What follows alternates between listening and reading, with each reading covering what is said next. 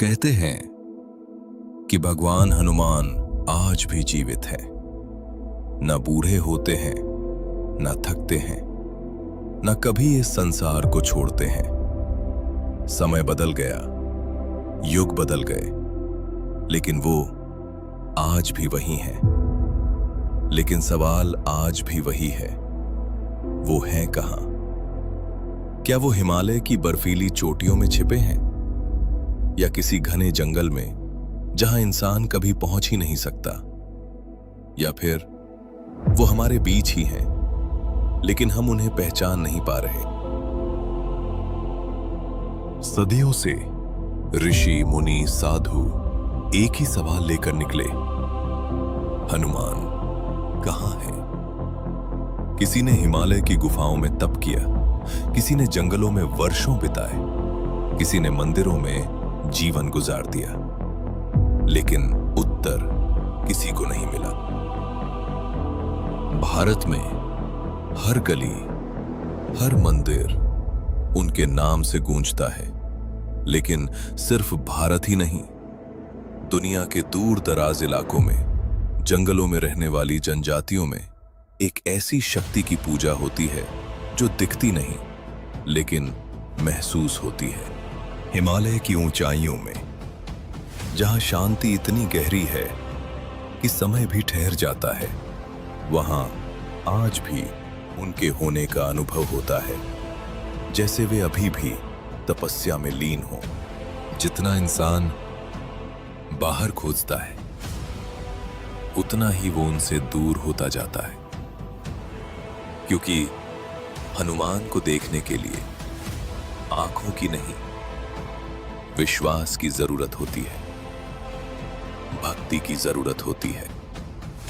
क्या तुमने कभी महसूस किया है कि इस संसार में सब कुछ वैसा नहीं है जैसा दिखता है?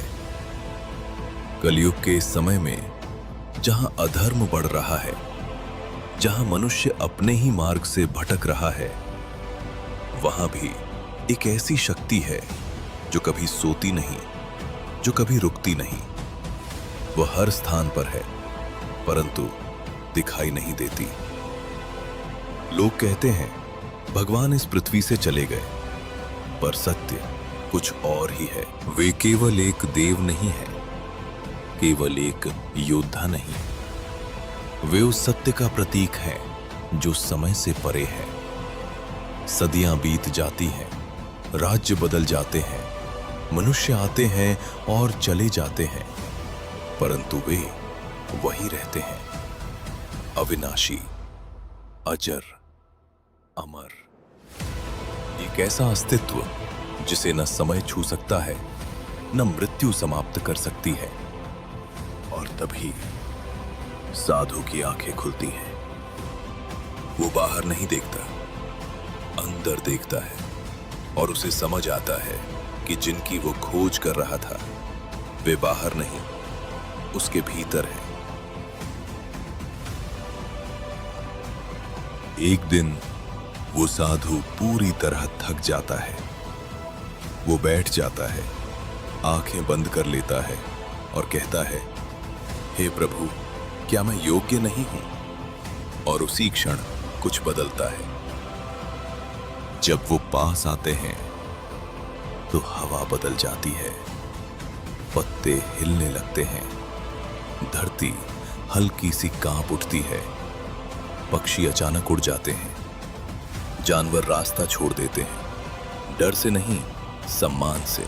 और जब वो आते हैं तो कोई आवाज नहीं होती, लेकिन धरती खुद बता देती है कि कोई असाधारण शक्ति उतर चुकी है। जब समय कठिन होता है तो प्रकृति भी अपना विकराल रूप धारण कर लेती है। आकाश में गर्जना होती है, बिजली चमकती है, समुद्र उफान पर आ जाता है, लहरें टकराती हैं, हवा गरजती है, सब कुछ जैसे नियंत्रण से बाहर हो जाता है। परंतु उनके सामने ये सब शांत हो जाता है, क्योंकि वे प्रकृति से परे हैं। वे स्वयं शक्ति का स्रोत हैं, उनके कदम सिर्फ चलते नहीं, धरती पर अपनी उपस्थिति दर्ज कराते हैं। हर कदम के साथ समय धीमा पड़ जाता है। वे आगे बढ़ रहे हैं, धीरे पर अडिग। उनका हर कदम एक संकल्प है, उनकी हर श्वास एक तपस्या है। जब उनके चरण धरती को स्पर्श करते हैं तो केवल धूल नहीं उठती, समय स्वयं हिल उठता है। छोटे जीव दूर हट जाते हैं, पक्षी आकाश में उड़ जाते हैं, हवा तीव्र हो जाती है, परंतु वे पूर्णतः शांत रहते हैं, क्योंकि उनका उद्देश्य जीत या पराजय नहीं, धर्म की रक्षा है। उनका स्वरूप असीम शक्ति का प्रतीक है, जिसे शब्दों में व्यक्त करना कठिन है। बलवान शरीर परंतु विनम्र हृदय, आंखों में तेज पर आत्मा में शांति। उनके मस्तक पर तिलक और उनके हृदय में विराजमान है प्रभु श्री राम, और उनके कंधे पर उनकी अमर गदा, जो केवल युद्ध का साधन नहीं, न्याय और धर्म का प्रतीक है। जब चारों ओर शांति छा जाती है, जब हवा धीमे धीमे बहती है और वृक्षों के पत्ते जैसे कुछ कहना चाहते हैं, तभी कहीं दूर एक आहट होती है। एक कदम, फिर दूसरा। धरती हल्की सी कांप उठती है, जैसे कोई साधारण जीव नहीं, कोई दिव्य शक्ति चल रही हो। उसके कदमों में शोर नहीं है, परंतु उसकी उपस्थिति हर दिशा में महसूस होती है। वे समुद्र की ओर बढ़ते हैं, लहरें उठ रही हैं, हवा तेज हो रही है, जैसे प्रकृति भी उनकी प्रतीक्षा कर रही हो। और फिर एक क्षण आता है जब वे रुकते नहीं। वे धरती को छोड़ देते हैं और आकाश की ओर बढ़ते हैं। बादलों के ऊपर, हवा के मध्य वे उड़ते नहीं, वे वायु के समान हो जाते हैं, जैसे प्रकृति का ही एक स्वरूप हो, जैसे सृष्टि का ही एक अंश हो।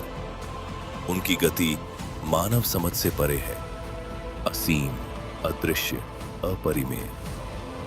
वे आज भी यही हैं, इसी पृथ्वी पर, इसी आकाश के नीचे। आपने उन्हें शायद देखा न हो, पर उन्होंने आपको अवश्य देखा है।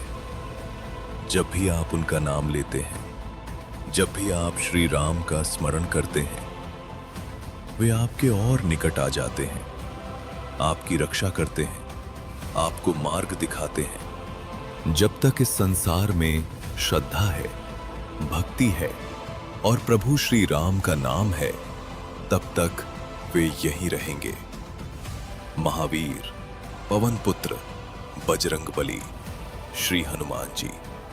बोलिए पवन पुत्र हनुमान जी की जय।